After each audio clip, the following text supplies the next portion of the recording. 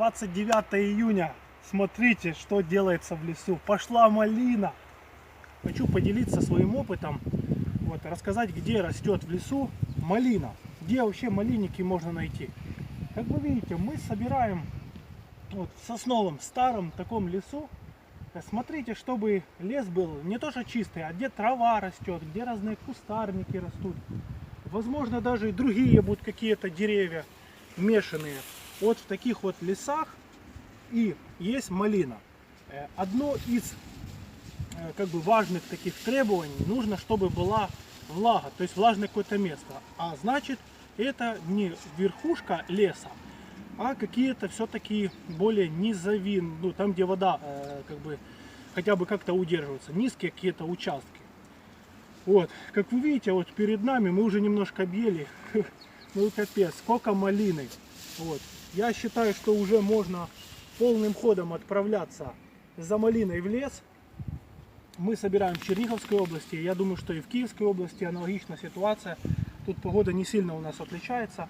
Малина уже есть уже такая, видите, темная. Вот, созрела на 100%. Такой старой малины еще нету. То есть ее тут еще никто не собирал. Мы на этом участке самые первые. То есть она только-только пошла. То есть бросайте все и езжайте в лес. Какая поляна. Тут реально 20 на 30, наверное. Да даже больше. Смотрите, какая красота. И крупненькая. Вот она. Видите? Крупнейшая. Очень таки крупная. Бывает и мелкая, бывает и крупная. Смотрите, какие ягоды. Сколько ее здесь. Посмотрите, что вокруг нас. Это что-то с чем-то. Жалко, что я только в своих 33 года узнал, что такое ягоды в лесу. Так что, кто помоложе, не теряйте время, не теряйте возможность. Идите в лес, ищите. Оно того стоит. Мы заметили только что даже у нас собака ест малину. Давайте проверим, так ли это на самом деле. Она сама ищет, она увидела, что мы ее собираем.